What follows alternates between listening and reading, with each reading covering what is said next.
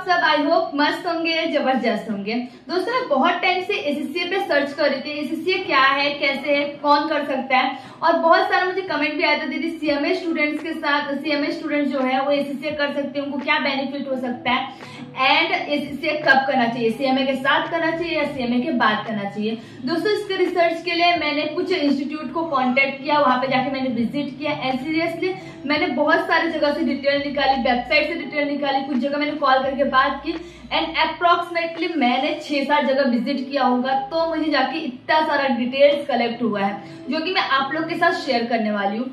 तो दोस्तों इस वीडियो को अपने सारे दोस्तों के साथ शेयर करना जो कि 12th के बाद भी कंफ्यूज है क्या कर सकते हैं, या ग्रेजुएशन के बाद कंफ्यूज है कि कौन से कोर्स में विजिट कर सकते हैं, या अगर आप सीएमए या सीए के स्टूडेंट हैं तो उसके साथ और कौन सा कोर्स कर सकते हैं, आप ये सोच रहे हैं तो आप प्लीज ये दोस्तों के साथ अपने शेयर करना और खुद भी वीडियो को पूरा देखना, जिससे आपका कंफ्यूजन क्लियर हो जाएगा।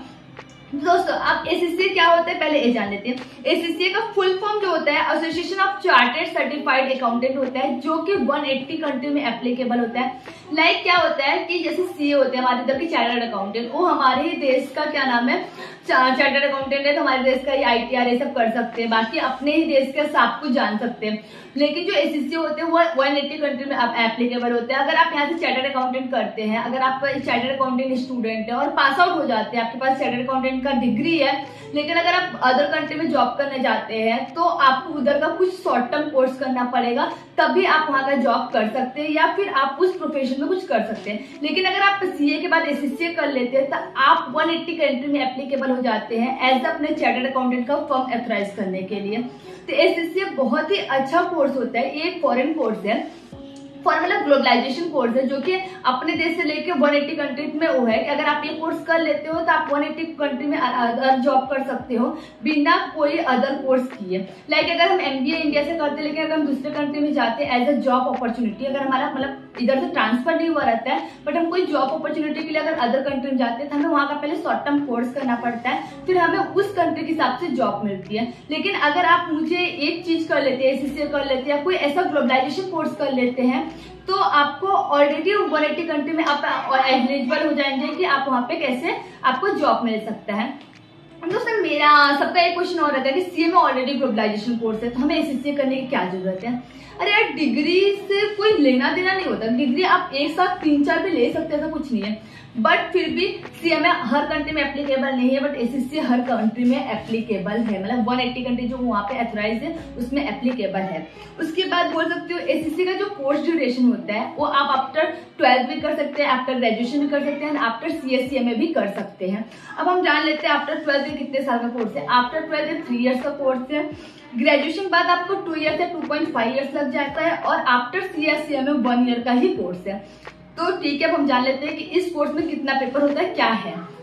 दोस्तों एसएससी सिलेबस में पूरा 13 पेपर होता है। 13 पेपर मतलब जैसे अपने सीएससीएमए में फाउंडेशन, इंटरनल, फाइनल होता है, वैसे एसएससी में वहां का नाम होता है नॉलेज, स्किल एंड प्रोफेशनल, ये 3 नाम होता है वहाँ। और नॉलेज में जो इन लोग का पेपर होता है वो 3 होता है, स्किल में 6 होता है और प्रोफेशनल में 4 पेपर होते हैं। ऐसे इन लोग के पेपर है और पूरा टोटल इन लोग का 13 पेपर होते हैं, जो कि अगर आप 12th के बाद देते हो तो आपको पूरा 13 पेपर देना पड़ता है पूरे के पूरे। और अगर आप आफ्टर ग्रेजुएशन देते हो, आप कोई प्लेन ग्रेजुएट हो या कुछ भी हो, तो आपको 4 पेपर एग्जाम हो जाते हैं, मतलब आपको सिर्फ 9 पेपर ही देने रहते हैं। जैसे नॉलेज का पूरा स्किप कर दिया जाता है और स्किल में से 1 पेपर को स्किप कर दिया जाता है, स्किल में आपको सिर्फ 5 पेपर देने रहते हैं और प्रोफेशनल का आपको 4 पेपर देने, मतलब 9 पेपर ही आपको देने पड़ते हैं।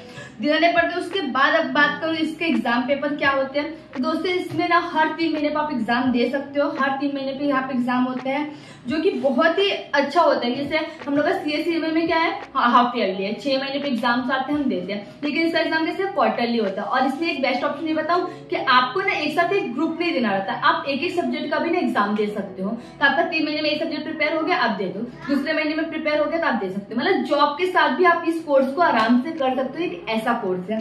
उसके बाद करूँ तो आप इसको एडमिशन कहाँ से ले सकते हो। दोस्तों सबसे सस्ता फीस मुझे जहां तक लगा सिम्बायोसिस का लगा। सिम्बायोसिस में जाके आप एडमिशन के लिए विजिट करते हो तो एसएससी का कोर्स बहुत ही फ्री है, मतलब बहुत रीजनेबल कॉस्ट में है, उसका फीस बहुत कम लग जाता है। और भी मणिपाल यूनिवर्सिटी है, क्राइसिस यूनिवर्सिटी है, एसएससी की वेबसाइट पे भी जाके आप एडमिशन ले सकते हो, ये सब होता है। अब बहुत लोग क्वेश्चन होगा मैम एससीसीए का अगर हम एडमिशन लेते हैं तो हमारे लिए कंपलसरी क्या है? तो दोस्तों आपको एससीसीए के एडमिशन के लिए, रजिस्ट्रेशन के लिए आपको passport, birth certificate and driving license आपके पास कंपलसरी रहना चाहिए, क्योंकि ये ग्लोबलाइजेशन कोर्स हो जाता है तो आपका आधार कार्ड और पैन कार्ड से कोई लेना देना नहीं होता। आपका बर्थ सर्टिफिकेट क्या है, पासपोर्ट आपके पास रहना चाहिए, क्योंकि एमएनसी कंपनी में आपके यहाँ पे जॉब लगने का चांसेस रहता है, तो आपको बाहर देश आना जाना रहता है, सो आपका पासपोर्ट पहले बोल देता है और ड्राइविंग लाइसेंस रहना चाहिए। तो अगर आप बच्चे 12 की बात करें तो कुछ स्किपिंग दिया जाता है कि जिनका 18 ईयर्स कंप्लीट नहीं रहता ड्राइविंग लाइसेंस के लिए, वो क्राइटेरिया जाता है, वेबसाइट पे देख सकते हो। उसके बाद का बोल सकते हैं तो हाँ, बहुत लोग रहता है कि एससीसीए में आर्टिकलशिप होता है कि नहीं। तो दोस्तों सीएससीए में स्टूडेंट आर्टिकलशिप करते हैं तो इसका एग्जाम कर सकते हैं, जो जॉब कर सकते हैं वो भी एग्जामिशन फॉर्म भर सकते हैं, नहीं तो आप इसका भी आर्टिकलशिप 3 ईयर्स का होता है, ड्यूरेशन रहता है, लेकिन इसका ऐसा नहीं रहता कि अगर आप आर्टिकलशिप नहीं करोगे तो आपको एग्जाम देने को नहीं मिलेगा या कुछ ऐसा क्राइटेरिया नहीं है। आप एससीसीए का एग्जाम दे सकते हो, उसके बाद आप एमएनसी कंपनी में जॉब करके, कहीं भी प्लेसमेंट में जॉब करके अपना डिग्री कंप्लीट करने के बाद भी एससीसीए का जो आगे का टैग रहता है और सर्टिफाइड मेंबरशिप का जो सर्टिफिकेट रहता है वो आपको मिल जाता है। बट अगर आप सीए या सीएमए या अदर प्रोफेशन में सीएस या आप कहीं जॉब कर रहे हैं तो आप एग्जामिशन फॉर्म भी भर सकते हैं, जिससे आपको एग्जाम क्लियर करने के बाद तुरंत ही एससीसीए का टैग मिल जाता है और आपको वहां का मेंबरशिप फॉर्म भी, मेंबरशिप सर्टिफिकेट भी मिल जाता है। अब एससीसीए करने से आपको फायदा क्या है, आपको कौन सा जॉब मिल सकता है? तो एससीसीए से इन इंडिया में आपको internal auditor, associate business analytic, accounting associate, ये सब मिल सकता है। प्लस आप एससीसीए का अपना फर्म भी खोल सकते हैं, जो एडवाइजरी बिजनेस रहता है, जिनको बाहर जाके बिजनेस करना रहता है उनको आप गाइडेंस दे सकते हो, और बाहर का एनालिटिक क्या है ये आप बता सकते हो। ये सब आपको यहाँ पे पढ़ने को मिलेगा, तो आपको इजिली हो जाएगा कि आप आराम से यहाँ पे काम कर सकते हो। दोस्तों एससीसीए का स्कोप जो है ना दिन के दिन बढ़ता जा रहा है। अगर आपको बाहर कंट्री में जॉब करने का इंटरेस्ट है या एमएनसी कंपनी में जॉब करना है तो आप एससीसीए कोर्स के लिए रिफर कर सकते हो।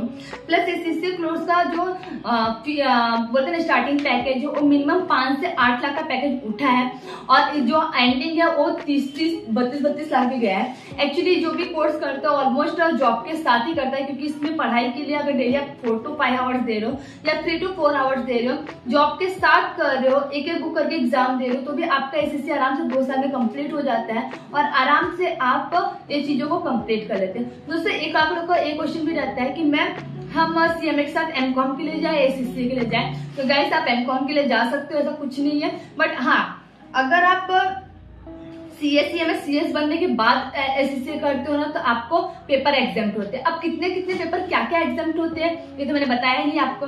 तो अगर आप बोला ना 12th के बाद अगर करते हो तो आपको सिर्फ 13 पेपर देना है।